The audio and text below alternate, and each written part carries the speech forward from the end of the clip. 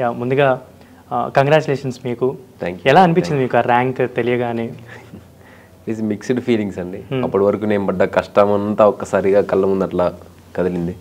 So వెంటనే తర్వాత కూడా మళ్ళీ ఓకే నెక్స్ట్ ఐఏఎస్ కోసం కూడా మళ్ళీ రాయాల్సి వస్తుంది అని చెప్పేసి మళ్ళీ ఆ ఆలోచన కూడా వచ్చింది. సో చూసుకున్నప్పుడు happy and and even thoughtful ఆలోచన, మైండ్ఫుల్ ఆలోచనలు అనేటువంటివి కూడా రావడం జరిగింది.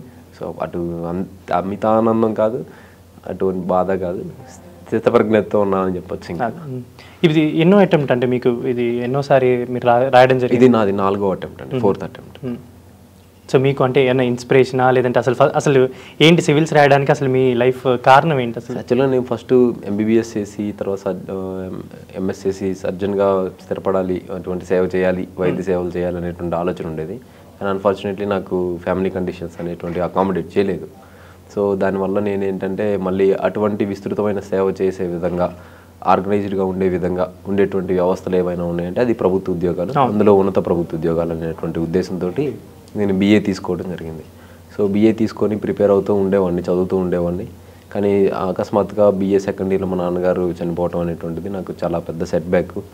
సో అందుకోసంగా నేను తర్వాత అప్పుడు వచ్చినటువంటి నోటిఫికేషన్లో పోలీస్ కానిస్టేబుల్గా సెలెక్ట్ అవ్వటం జరిగింది. అది కూడా మా నాన్నగారు చనిపోతారనగా ఒక 15-16 డేస్ అప్పుడు. సో అందరూ కానిస్టేబుల్ నోటిఫికేషన్ వచ్చిందంట, అందరూ పరిగెత్తుతున్నారు ఊర్లో, చదువుతున్నారు, నువ్వు అప్లై చేయంటే లేదు నాకు ఇష్టం లేదు, అది ఉన్నత ఉద్యోగాలు వాటికి చదువుతాను డిగ్రీ అయిపోయినాక అని అంటే, లేదు ఏ రోజు అట్లా ఉండదు తెలియదు, సో నువ్వు అయితే అప్లై చేయి తర్వాత చూద్దాం అని చెప్పి అన్నారు. అలా అన్నటువంటి 15-16 డేస్ తర్వాత మా నాన్నగారు చనిపోవటం. సో అప్పుడు నాకు మైండ్లో ఆలోచన వచ్చింది, ఆయన ఇందుకోసమే చెప్పారా ఏంటి అని. సో అప్పుడు నేను పోలీస్ కానిస్టేబుల్ జాబ్ని సాధించడం జరిగింది. జాబ్లో జాయిన్ అయిన తర్వాత నుంచి నా లీజర్ టైంలో ప్రిపరేషన్ చేస్తూ ఉండేవాడిని. సో అలా ప్రిపరేషన్ చేస్తూ ఉన్న క్రమంలో నా టైంని ఎఫిషియెంట్గా యూజ్ చేసుకునేటువంటి వాడిని. కానీ నా పై అధికారి కొంతమంది ఒక అధికారి నా మీద పర్సనల్ గ్రడ్జ్ని పెట్టుకోవడం అనేటువంటిది, పర్సనల్ జెలస్ చెప్పాలంటే పెట్టుకొని నన్ను ఇబ్బంది పెట్టడం అనేటువంటిది జరిగింది. సో ఆ ఇబ్బంది పెట్టడం అనేటువంటిది, టార్గెట్ చేయడం అనేటువంటిది ఇంకా 2018 ఆగస్టు 10వ తేదీన ఇంకా పరాకాష్ట. సో నన్ను ఒక్కనే కాదండి, నాతో పాటు ఉన్నటువంటి నా తోటి కానిస్టేబుల్స్ కొంతమంది, ఈవెన్ ఎస్ఐను కూడా ఆయన ఆ విధంగా పర్సనల్గా టార్గెట్ చేసి బాధించడం అనేటువంటిది జరిగింది. కానీ వాళ్ళు ఏంటంటే నేను ధైర్యంగా ఒక అడుగు ముందుకేసి వోకల్గా నేను తీసుకొని బయటికి రాగలిగాను. సో మిగతా వాళ్ళు అలా చేయలేకపోయారు. సో వాళ్ళ వాయిస్ కూడా నేనే నా వాయిస్గా వినిపిస్తున్నాను. సో అట్లా చేస్తూ ఆడ నుంచి ఆడిని క్విట్ చేసి ఛాలెంజింగ్గా తీసుకొని ఆ క్షణమే నిర్ణయించుకున్నా, ఉన్నత ఉద్యోగంగా ఖచ్చితంగా ఉన్నత ఉద్యోగం, అందులో సివిల్స్ ర్యాంక్ సాధించాలని నిర్ణయించుకొని ఇంక ఈ దిశగా రావటం జరిగిందండి. ఇప్పుడు మీరు మెన్షన్ చేశారు కదా, ఏదో అవమానం పొందారు కొంచెం, అంటే మిమ్మల్ని టార్గెట్ చేస్తూ చేశారు అని, అంటే ఇలా ఇప్పటికీ జరుగుతూ ఉంటాయా స్టిల్? అంటే ఇంత అడ్వాన్స్గా ఉన్నప్పుడు మనం? అవునండి, అడ్వాన్స్ ఇప్పుడు సివిలైజేషన్ అనేటువంటిది అడ్వాన్స్డ్ అవ్వచ్చు, టెక్నాలజీ అనేటువంటిది అడ్వాన్స్డ్ అవ్వచ్చు, వ్యవస్థలు అనేటువంటివి అడ్వాన్స్డ్ అవ్వచ్చు, అదేవిధంగా మనిషి వేషధారణ అనేటువంటిది అడ్వాన్స్డ్ అవ్వచ్చు. కానీ కొంతమంది మనుషుల యొక్క ఆలోచన సరళి, ఆలోచన విధానం అనేటువంటిది అడ్వాన్స్ కాకపోవచ్చు. సో అటువంటి వాటికి ఉదాహరణ ఇటువంటి ఇన్సిడెంట్స్ జరగటం అనేటువంటిది. వాళ్ళు ఏంటంటే ఆలోచన పరంగా ఉదార్థంగా విస్తృతమైనటువంటి ఆలోచనలు లేకుండా వ్యక్తిగత కక్షలు, కార్పణ్యాలు, లేకుంటే నాకంటే ఇంకా వీళ్ళు ఎవరు ఎదగకూడదు అనేటువంటి ధోరణి అనమాట అది. సో ఆయనకంటే ఇంకా ఎక్కువగా చదువుకోవాలి, హోదాకి వెళ్ళాలనుకునేటువంటి వాళ్ళకి ఎవరికి ఆయన అట్లా సపోర్టు అనేటువంటిది ఉండకపోగా ఇంకా వేధింపులు అనేటువంటివి ఉండేవి అనమాట. సో అట్లా నాతోటి కానిస్టేబుల్స్ కూడా సఫర్ అయ్యారు.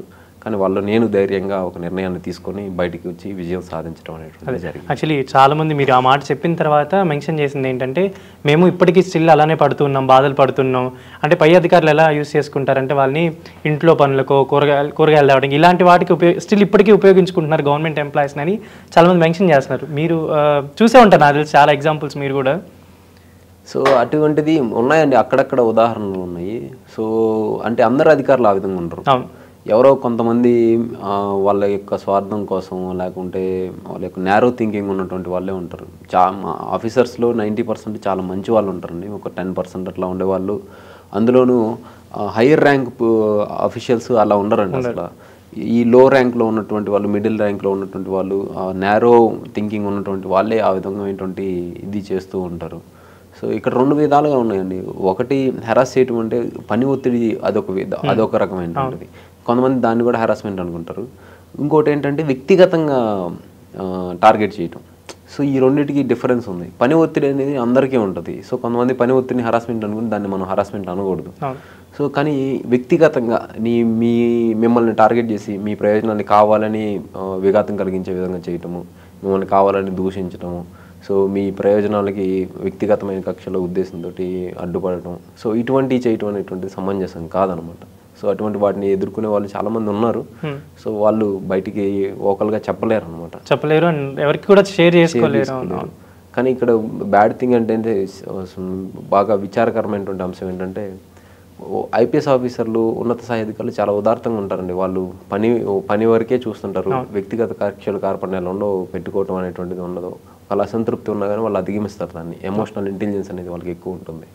కానీ ఇక్కడ మధ్యస్థాయి ఆఫీసర్లు కొంతమంది సో దాన్ని అధిగమించలేరు అనమాట. వాళ్ళు ఇంకా పురాతనమైనటువంటి మధ్యయుగాల మైండ్ సెట్ని కలిగి ఉంటారు. సో బూర్జువా మైండ్ సెట్ అనవచ్చు, లేకపోతే పెత్తందారీ మైండ్ సెట్, ఏదో ఒక విధమైనటువంటి ఆలోచన అనేటువంటిది ఉండదు వాళ్ళకి. సో వాళ్ళకి అందువల్లే వాళ్ళు ఇట్లా భావదారిద్ర్యంతో సఫర్ అవుతుంటారు. సో అందువల్ల ఇట్లా చేస్తుంటారు.